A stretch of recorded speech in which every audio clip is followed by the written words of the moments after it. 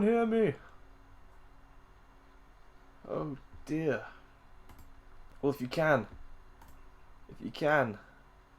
this is 100 Years of Horror Part 2, yes, I think. Are we going? Can I select myself? Processing archive, what does that mean? What do you mean? What does it mean? Live streaming. Let's see. It's got all the comments from the last one there. Ah, I can see myself. Okay, so I am live in some way, shape, or form. Live streaming. And I can hear myself. But I am very, very small on the screen. So, that is something. So we're 30 seconds on YouTube. It's like a 30-second delay from the old thingy. Yes, we got all the old comments still there from last time. That's interesting. Well, we've got no one watching yet, so I'll do the little preamble. Yeah, this is part 2 of the old. Oh, better get the screen into a bit more of a. Wait, whoa, extreme close up. Whoa, yeah, that's a bit too much. There we go. Filled the screen, fantastic. We'll move this over so I can see if there are any viewers, which there aren't, which is fantastic. It's a real shame how clear and crisp this looks on my open broadcast software, but I know it's going to look like absolute shite on YouTube afterwards. Right, so Horror Month Part 2, I'm basically getting this done while I can, so that I can get it done with. I mean, no one cares anymore what horror films I watched in October 2015, but I left it kind of unfinished, and so that is what I'm going to do now, is bring the mic a bit closer as well. I'm going to continue Horror Month 2015, and yeah, that'll be it really. Just talking about the horror films I watched in October this year. If you don't know, I challenged myself to watch at least 31 I hadn't seen before. So, unless any viewers come in, I will continue on with this right now. Oh, I could post a link on Facebook, perhaps. I could, couldn't I? I don't know. Should we chance it? Should we have a look and see if I can share the link to this this little ditty. This little stream. I mean, stream options maybe. It doesn't give you an option to. No. We got 0 viewers, which is fine, absolutely fine. But I just thought it'd be nice to maybe, give someone a heads up. Let's have a look. Facebook. Or not. This isn't my laptop, so this might take a minute or so. You might want to skip ahead if you're watching this afterwards and just be like, yeah, I'm skipping this bollocks. So it'll be. I'm not going to tell you what my secret email address is, but I'm typing it in right now along with my super secret password to Facebook, which no one will ever guess because it makes no sense. No. Oh god.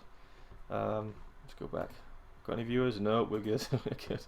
Do not have to worry about viewers. Right, so let's open another tab so I can find a link to this live stream.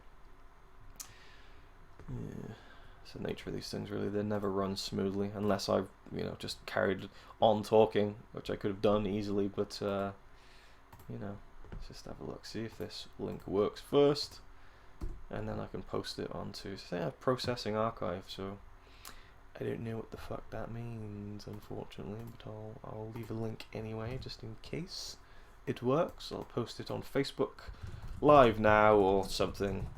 Yeah. Who knows? It worked last time, but it might not be working this time, which would be a real shame because I got quite a bit to say about some of these films. But we'll get on with it. We'll crack on with it. We'll sit here lonely and with no watches and talk about horror films. So, right, the 16th film that I watched in October 2015 was Frankenstein from 1931, the Universal Monsters classic, starring Boris Karloff as the Frankenstein monster, and it has, of course, that classic line, "It's alive, it's alive." Awesome film. I really loved it. Just like Dracula from 1931, was it? around the same year or around the same time period. The atmosphere and the sets are just incredible. Loved it. Again, these films are so short, like an hour and 10 minutes long, so it's like you can just sit down and watch it easily, very quickly, and it's done. Like it's done in like an hour and 10 minutes, like the length of an extended TV episode. And yeah, I just really enjoyed it. Loved the atmosphere of it, and just where it all went with the finale. There's a fantastic scene where Frankenstein sees this little girl playing by a river, and I won't spoil what happens, but it's just a fantastic scene. So yeah, that gets top marks for me. Really love that film. Number 17, which I watched on the 17th of October, is Let the Right One In, the Swedish original film from 2008. I had seen the 2010, I want to say, remake, Let Me In, from, I think Matt Reeves directed that, the guy who did the recent Planet of the Apes movie, which I'm a huge fan of, and I love Let Me In as well, which stars, is it Kobe or something, Schmidt McPhee or something like that, that kid who was in, I think, The Road as well. He's great in the film, as is Chloe Grace Moretz, of course, Hit Girl, who's going to have a huge career. I mean, she's in everything now, and rightfully so. I think she's a pretty good actress in the right roles. But yeah, I like that film a lot, and so it was about time I saw the original, and I don't know if I preferred it. I think that the original Swedish film is definitely a better film. It's a bit more visceral, and yeah, but I don't know. I think I might prefer the remake, and that might be sacrilege, but I just feel like that's kind of the way I feel about it. But I'd have to watch it again, because I didn't watch it until I haven't watched it since 2012, so it's been a few years since I saw the American one. But yeah, Let the Right One In is about this young boy who gets bullied in school and stuff in Sweden, and this girl moves in kind of opposite him in this kind of block of flats, and she's very, very different and interesting, and he kind of likes her and stuff, and they kind of spark up a weird friendship, and there's these weird killings going on throughout the town. So it's yeah, I won't spoil anything if you don't know anything about the film, but definitely check it out. It's a brilliant film, absolutely top notch.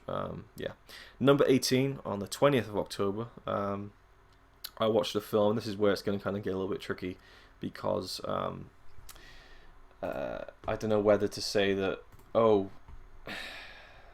sorry, I'm getting distracted actually by whether my stream is running. Let's have a look. Yeah, it looks like it's running. There's just no watchers, which is fine. Okay, yeah, all good. Bring it back up. Yeah, right. So Misery. Sorry, I got lost completely off track there. Misery, I don't think is really a film you could class as a horror, but for me, I will kind of class a film as horror if it has something horrific in it, within reason. Obviously, you have like a big action film that has one horrific scene. It's not a horror film, but the whole notion of Misery to me is very horrifying and scary. Basically, we have James Caan as this writer, Paul Sheldon, I want to say, and he's a big famous writer. He finishes his latest book, and he drives away from this kind of snowy kind of forest retreat that he was writing in, and he crashes his car. Next thing you know, he wakes up, and we got one viewer. Okay, I don't feel like a complete arsehole now. Yeah, yeah. So he crashes his car, and he wakes up in this house, and the woman who kind of rescued him, played by Kathy Bates, which I believe was her first film role. I didn't understand. I thought she'd been around for a lot longer than, when was it, 1990. But it was, yeah, Kathy Bates. I think she worked on the stage, and then she got the role in Misery, which is a Stephen King book. It was adapted into the film. And she plays Annie Wilkes, who is a uber Paul Sheldon fan, and she, she's sorted him out. She's put casts on his legs and stuff. He was messed up from the car crash, and let's have a look. Yeah, I don't know if the chat is working for the one person who's watching this, because it just has all the comments from last time. So if you want to try slipping a comment in there, maybe it's not even up. I don't know at all. But yeah, we got 2 people watching now. So the 2 people watching, try and see if you can comment in any way, because I have the previous comments from the last time I did this, and I don't know if it's going to cancel out anything. We shall see. We shall see. Yes. So back to Misery. She's patched up Paul Sheldon. She's put casts on his legs. He was banged up from the car accident, and she tells him that she's like his biggest fan. And hey, we got Ian Falkable, good evening. That's really weird. So the comments just continue from like 2 weeks ago. That's really weird. Okay, cool. I can see the comments. That's good. It works somehow, some way. It works. And yes, Ian, I'm talking about something other than Star Wars. Can you believe it? See if I can grab something Star Wars related to taunt you with mercilessly, but I don't, unfortunately. Not at hand, anyway. Ah, haha! I can get my phone out. Oh, yes. Star Wars! What was that? Okay, carrying on. Moving on swiftly. Misery. Right, back to Misery. Okay, let's focus on Misery now. So most of the film takes place in this one room where she's holding Paul Sheldon captive, and well, it doesn't seem that way at first, but she kind of keeps making excuses as to like, he can't leave. She's like, oh, the phone lines are down because of the storm, and it slowly becomes apparent that she is going to hold him there against his will, no matter what. And so it's this big kind of this chess game between these two people, and just seeing the way that James Caan deals with it, or Paul Sheldon, is such a great character piece, and it gets really dark at times, like really. Kathy Bates was amazing. I believe she won the Oscar for that role. I mean, how about that? Your first film role, bang, Oscar, done. That must be pretty satisfying, I have to say. But the film is fantastic, and where it goes and everything. Highly recommend it if you haven't seen it. And yeah, I don't feel bad including it as a kind of new horror film in my month of horror last month. But the thing is, I had seen quite a bit of it before. I'd seen most of the film on TV, I think, but I hadn't seen it all the way through from start to finish. And actually, I imagined a different ending to the film. So when the big climax was happening, I was thinking in my head, oh, but there's still that bit to go that I remember from when I saw it before. And it just didn't, and it ended, and I was like, what? Wait, what? And I'll get back to that in a few minutes. The next film I watched was the 19th film of the month. It was The Mummy from 1932, and I watched that on the 21st of October, and that was another one of the Universal Monsters films. I didn't like that one as much. Boris Karloff plays the monster again. He plays, I forget is it Imhotep maybe? There's a couple of different versions of The Mummy, and I've seen a few, but Imhotep, I believe, is the one that he plays, and so it opens up and you see these people interfering with this mummified ancient Egyptian, and then a guy reads a scroll, and I think it's the guy from the Dracula film who goes crazy as well, like a really great character act. He's got a great face. He reads the scroll, the mummy comes to life, and then we kind of flash forward, and he's walking around like a normal man, and he's kind of using his powers to kind of seduce this woman who is like an ancient ancestor of the woman he was in love with. And so he tries to kind of get her to mummify herself so they can be together in the afterlife, all that kind of good stuff. I enjoyed it. It wasn't fantastic. Boris Karloff was quite good, but definitely one of my least favorite Universal Monsters films, I think. Moving on from that, I went to another one, the 20th film of the month, on the 23rd of October. Creature from the Black Lagoon. I did not watch it in 3D, unfortunately. It looked great, and I really, really liked it. It's from 1954, so it's a couple of decades after those kind of classic 30s ones they did. And yeah, I really enjoyed it. It was about a group of people who go out to the Amazon rainforest, I believe, and they're just researching stuff, and this kind of evidence comes out of this thing that is like, completely foreign to them, that seems like this kind of weird hybrid of a human and a fish, basically. And so we see this creature from the Black Lagoon, and I really enjoyed it, the setting and everything, the acting, and the idea of whether to kill something like that could be so potentially important to humanity, like the discovery and everything, like look at what we've found, look at what exists, or whether you just leave it where it is because it's nature and all that kind of thing. Ian says the creature film is fine without that silly ass 3D. Yeah, I'd be interested to watch it though, just because it was like 3D from the 50s, like it was the original kind of 3D. It's not like a marketing. Well, I guess it was a marketing thing back then as well, but it's not like a modern thing that they've imposed on an old movie. I kind of like that, but yeah, I don't think I'll be checking that out anytime soon. Plus the fact that we got screwed over with our TV. We had a 3D TV and it broke. It started malfunctioning. Talked about it before. We got it replaced after about 3 months, and they replaced it with a TV that isn't 3D. So Yeah, not that I'm interested in 3D that much anyway, but it was nice to have the option. You know, I have quite a few 3D Blu-rays, but anyway, yeah, I really enjoyed Creature from the Black Lagoon. It was a very enjoyable film, and yeah, not much more to say about it. I just enjoyed the acting and the atmosphere and everything, and yeah, dragged a little bit at points, but otherwise quite impressive with the underwater scenes as well. And the 21st film, on the 23rd of October, was Jaws 2. Oh yeah, Jaws, you know, even more Jaws. And that was from 1978, so a few years after the original Jaws. And I think I've said in the first part of this Horror Month stream a couple of weeks ago, I wanted to try and cover like a series, like a new horror series I'd never seen before, or to watch sequels to a horror film I'd never seen before. And we ended up doing the Scream series, which I talked about in the last stream.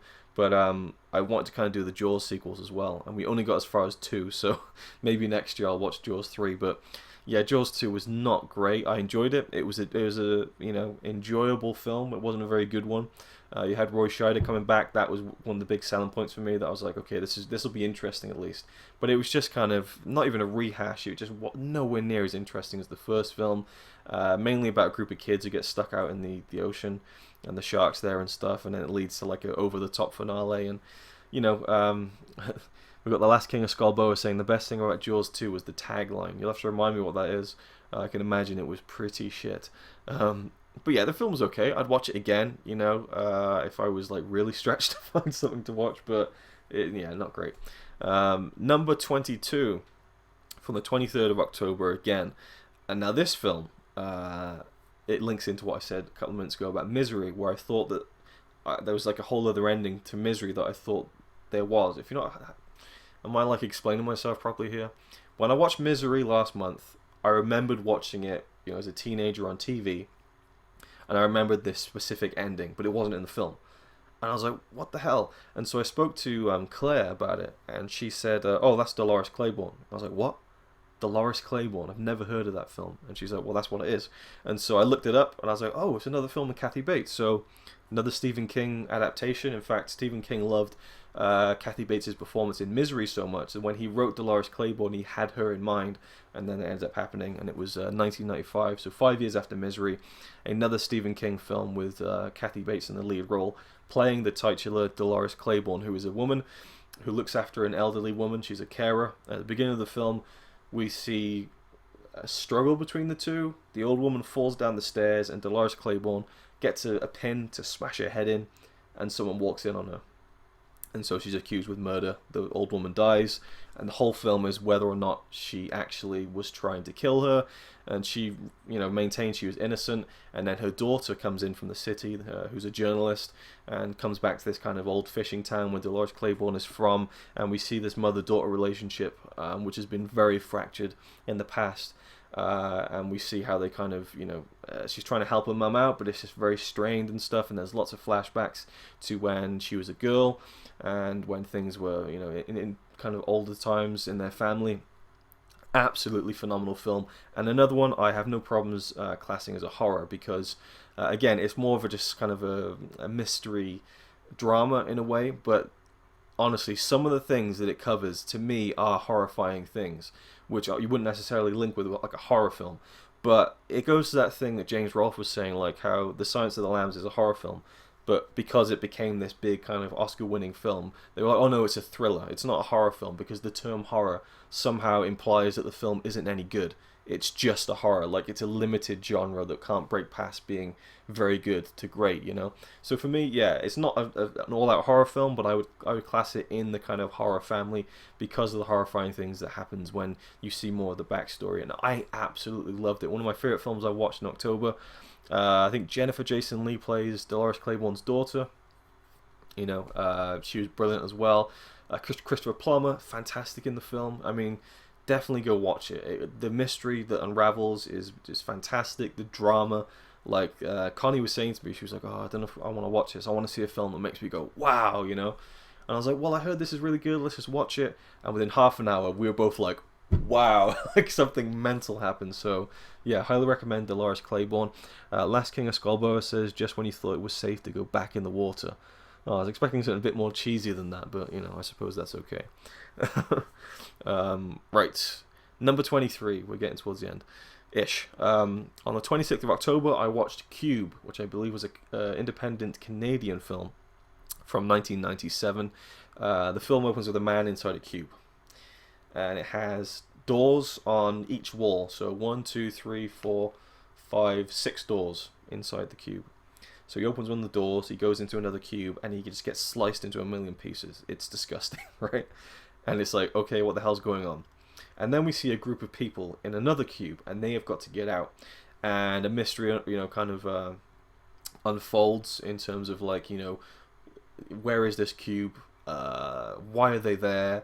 How can they get through it? It's like a maze. There's just cubes everywhere, and they eventually work out that there are like thousands of them. I mean, it's mental. The whole film takes place inside these cubes, and there's traps and stuff, and they've worked out ways to get through the traps and to work out mathematically, because there's like serial numbers in every cube, like which ones are trapped, which ones are not.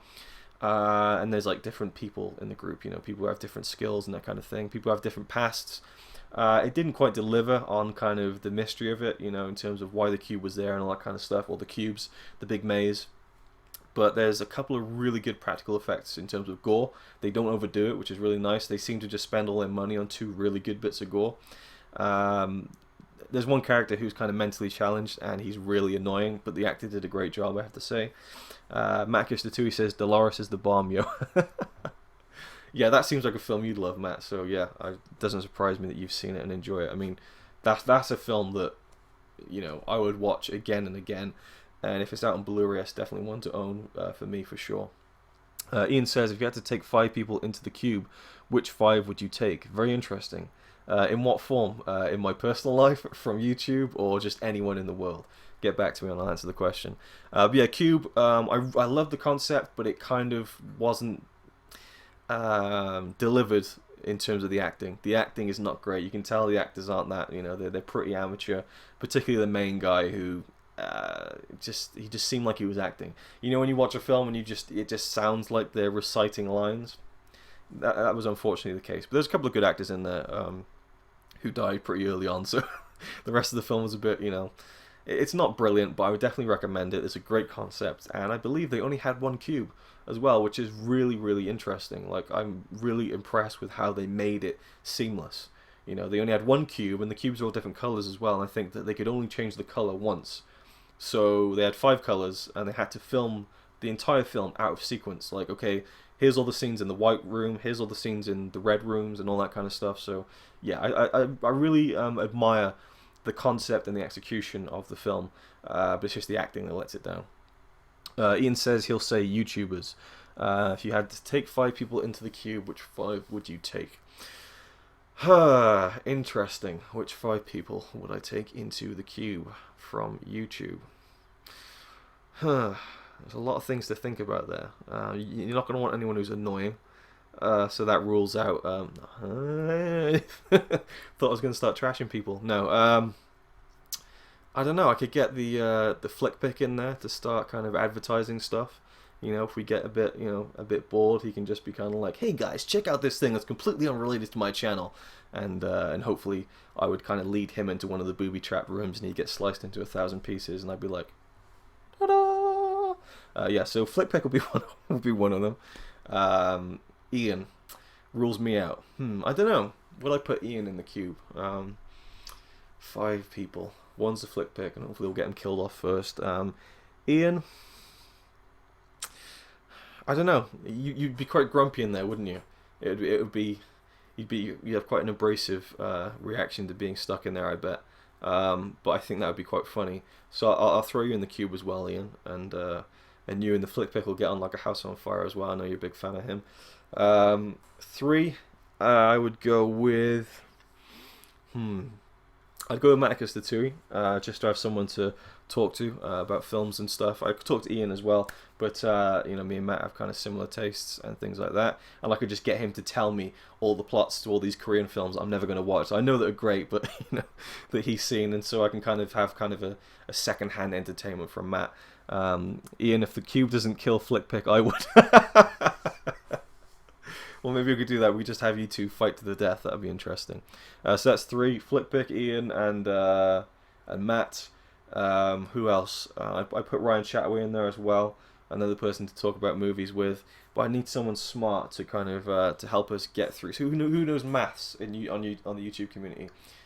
Who is good at math? Let me think. I don't know. I can't think of anyone.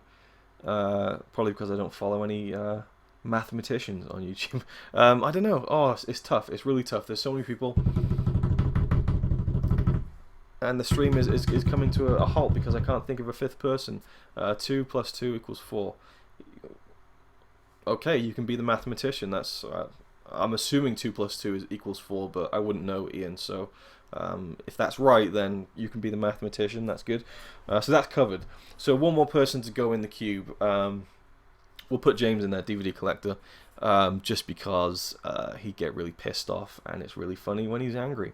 So yeah, that's it. Moving on with the list. I got a message on my phone. Just check that isn't important in any way. Let's have a look. Nope. Number 24. On the 27th of October, we watched American Psycho from 2000. Matt said he'd love to have this guy with the camera in there. Oh yeah, that would be fun. That would be fun. We could make room for 6, and we could throw Peter in there for sure. That'd be interesting. Yeah, it'd be very interesting. Yeah. So anyway, American Psycho, which I'd never seen before. Christian Bale. Didn't buy into it. Sorry. Yeah, I know a lot of people love that film. I didn't quite. By the time the credits rolled, I was like, yeah, I enjoyed it for what it was. His performance was batshit crazy and awesome and everything, but just it felt very empty to me, and I think that's the point, actually. I mean, for me, it's just almost like a big fairy tale about kind of consumerism and how it just doesn't fulfill you.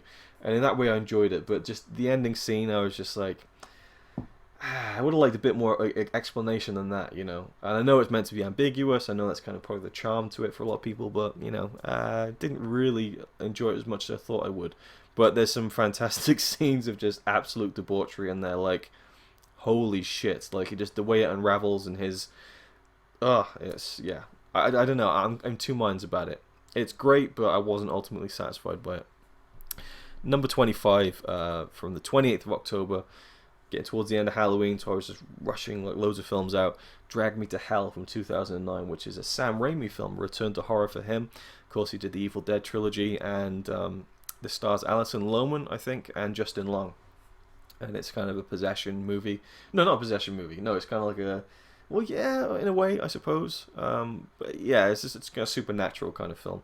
Alison Lohman plays this woman who works in the bank, and she's trying to get promotion and stuff. And this old woman comes in, and she's like, "I want an extension on my loan," and she's all disgusting and stuff. And she's like, "I need, And she's like, "Well, you've had like 2. We kind of need to not, we can't keep this going any further." And she's like, "Well, please, I got nowhere to live," and so she has to choose whether to.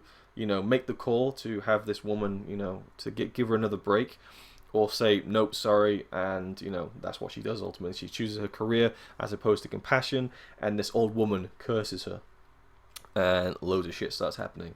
And I really, really enjoyed it, but there's some terrible CGI in it. Like, I mean, it's 2009 when it came out. I just thought they couldn't do better than that.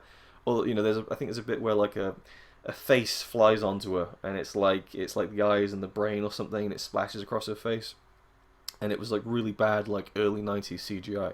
I just thought, just get some vegetables or something and mix them up to look like a brain and just slop it on her face. I mean, there's so many better ways they could have done that, and there's a few other instances where just really bad CGI kind of sullied the movie for me.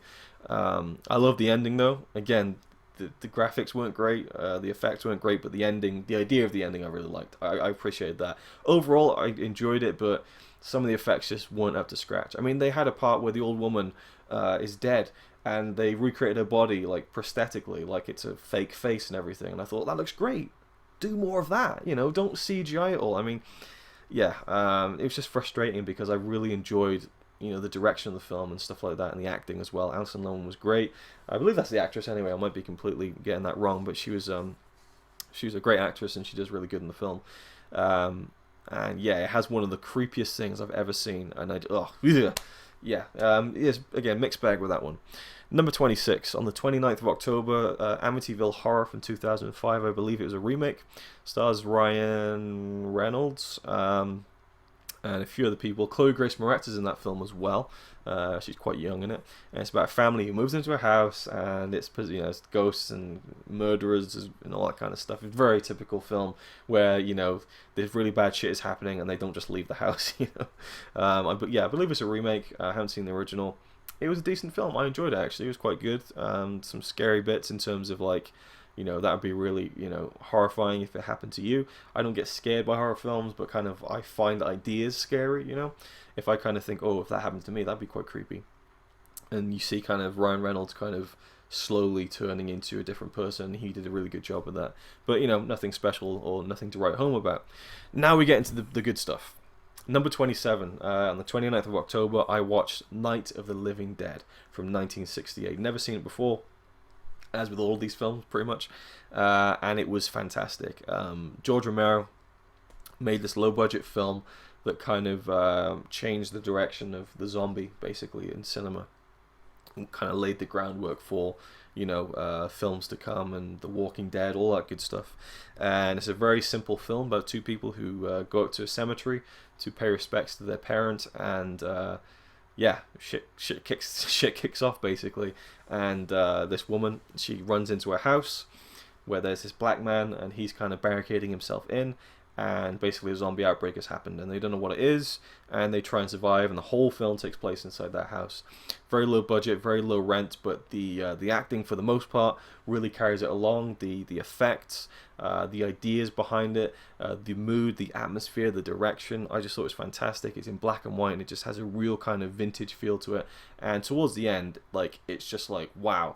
I wasn't expecting to kind of get that many kind of jaw-dropping moments where it's just like, holy shit, that happened. I can't believe that. And yeah, really, really great. And the ending was just, I was like, what? Like, I couldn't believe like what they did with the end of that film. And yeah, just felt like a round of applause for George Romero for that. And yeah, pretty interesting choice for the lead man as well, a black man being the kind of lead character in the film in the late 60s. But they didn't draw too much attention to it, which I enjoyed. And yeah, it was just a really, really good film.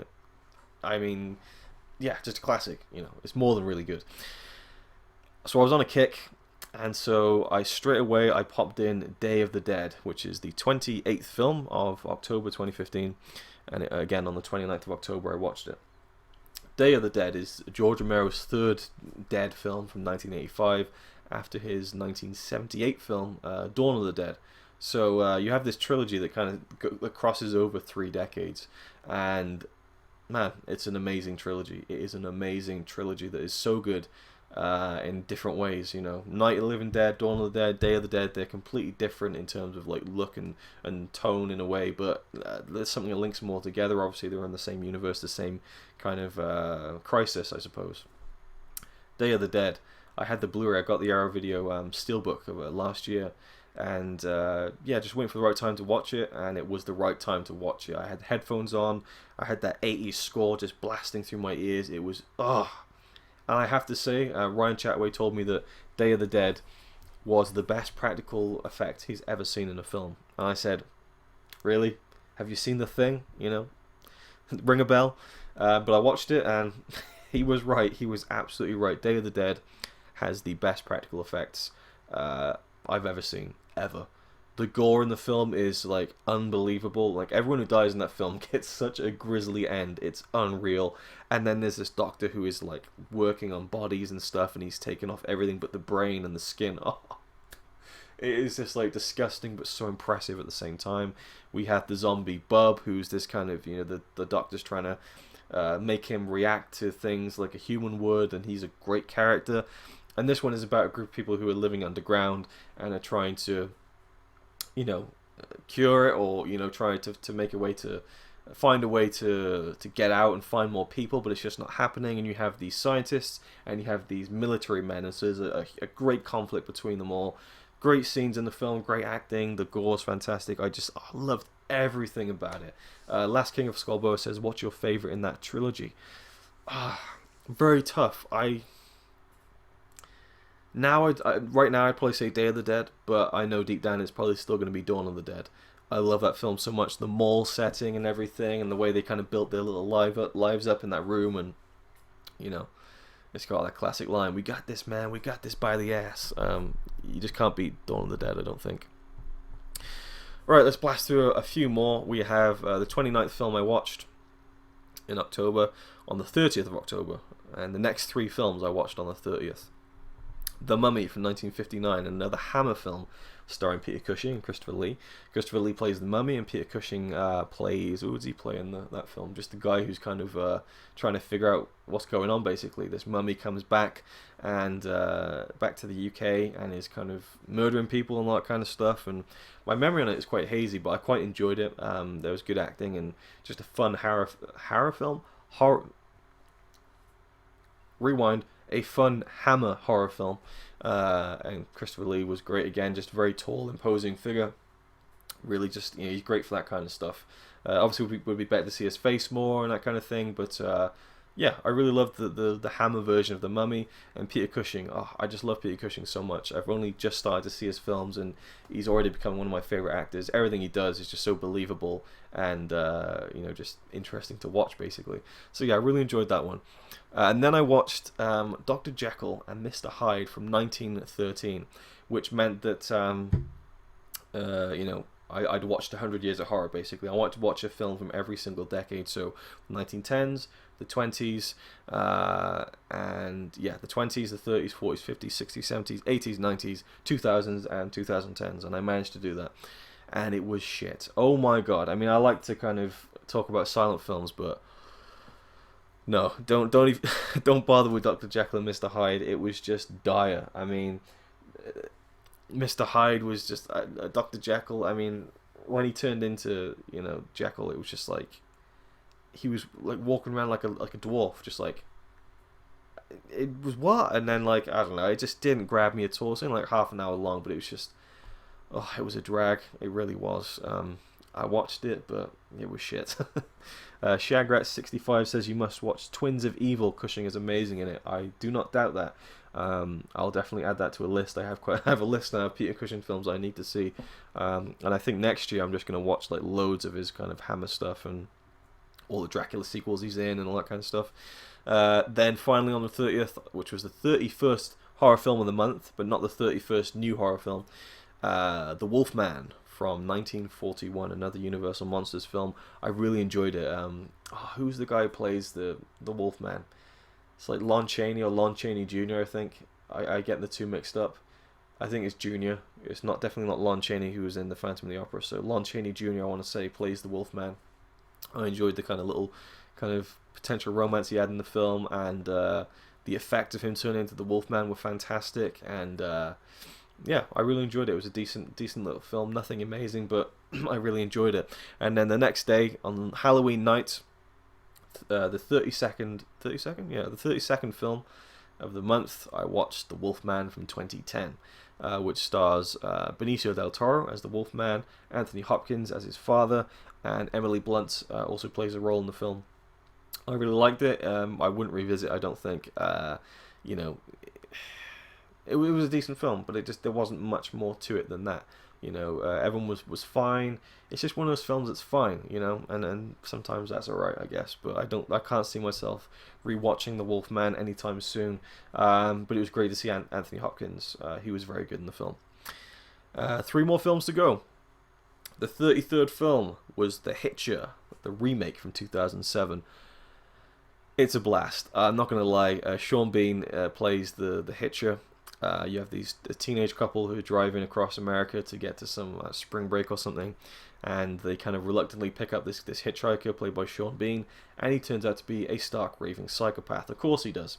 And the whole film was just him just chasing them down to kill them, basically, and it is just like, it makes little sense. He just is seemingly invincible. They'll go to the police and he'll just kill all the police. I mean, it's mental, but it was really enjoyable as kind of a schlocky, kind of B-movie kind of horror. I highly recommend it. It's just a great way to pass an hour and 20 minutes, in my opinion, and I really enjoyed it. He was really, I just loved the way he played it. Sean Bean was brilliant in that film. But it isn't a great one. The 34th film was The Haunted House from 1921. I had seen this film before. It's a Buster Keaton short. He plays a banker, and he basically ends up in this house, and a group of people from a theater have run out, and they're wearing like devil outfits and ghost outfits, and so people think the house is haunted. It's a fun little one, but you know, it's not one of Buster Keaton's best. There's some good bits in it for sure, but I just watched it because it was kind of a comedy horror and just to tick off a film from the 20s basically. And then the 35th and final film of my horror month of 2015, which I hadn't seen before, and it closed out Halloween night for me, was It Follows, which I'll talk about in a second because I've got another comment. Shagrat65 says, "Oh no, watch the original, dude, much better. I love Sean Bean to death, but the Hauer is amazing. Rutger Hauer, yeah. I probably should see the original. Funny story, when I was a kid, I was in a service station. I was driving somewhere with family, and I was looking at the DVDs. I think it was DVD, it might have been VHS tapes even, it was that long ago. And there was a copy of The Hitcher. Or The Hitcher 2, I should say. I think it was The Hitcher 2. And this like middle-aged man walked up to me and he's like, "Oh, you don't want to watch that. The original's much better." And I was like,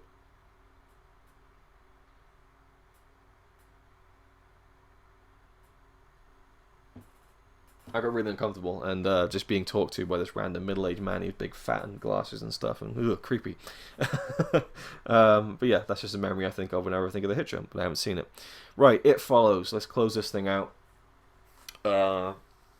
It's a new film. Again, came out this year. I forget what the guy's name who directed it is. And it stars, what's her name? Maika Monroe, who was in The Guest last year. And basically the film sounds stupid when you kind of summarize it. Basically it's about this thing that follows people once they have sex. So the main character is a girl. She's got a boyfriend. They go out in his car, they have sex, and then he drugs her. And she wakes up and he's tied her to a chair, and he said, "I'm sorry, I passed this thing on to you. It will come for you. You can't let it touch you, and here it is." And this naked woman starts walking towards her, and she's freaking out, and he's like, "Okay, we can go now. I just needed to show you that I'm telling the truth. This thing will follow you unless you pass it on to someone else."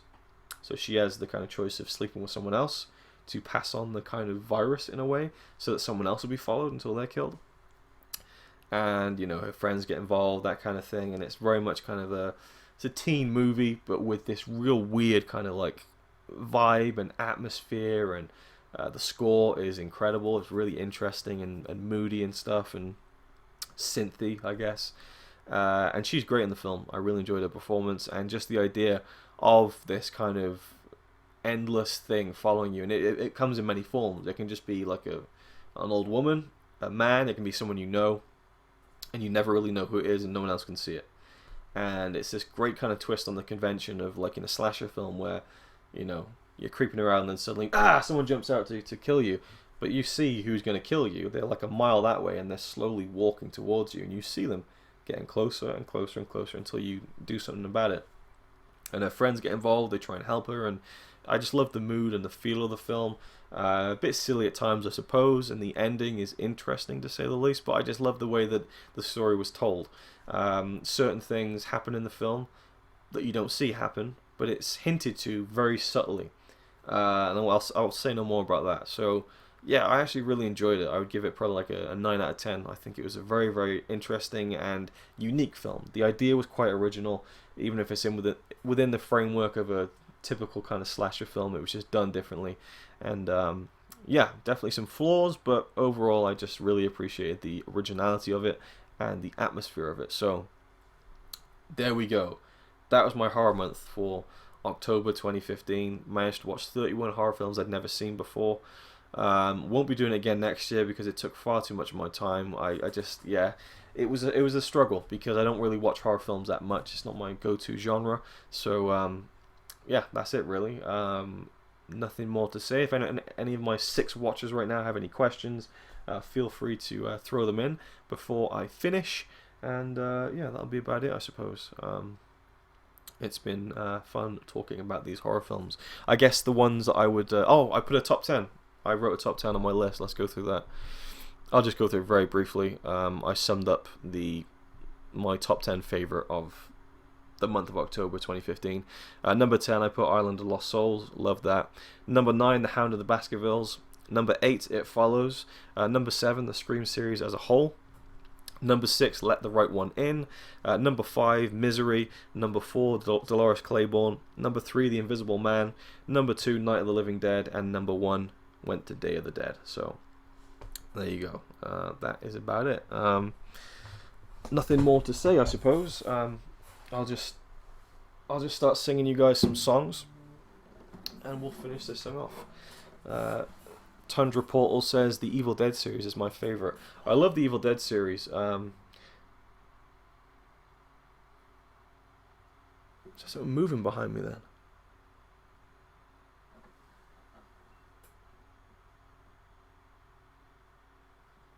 Yeah, I love the Evil Dead series. The first one is great.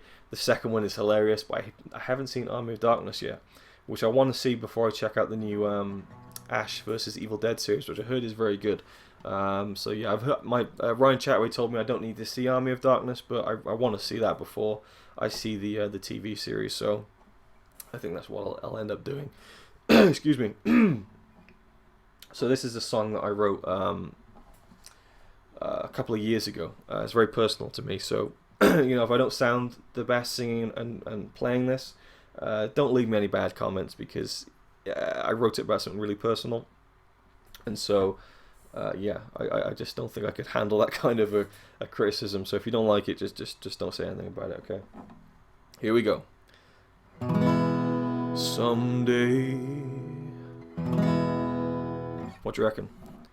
I mean, again, I wrote it a couple of years ago. It still needs some work, I think. Flesh it out a little bit. But overall, it's... Again, a very personal song to me. So I hope you enjoyed it. And I hope you enjoyed the live stream. Thank you for joining along, the few people who did.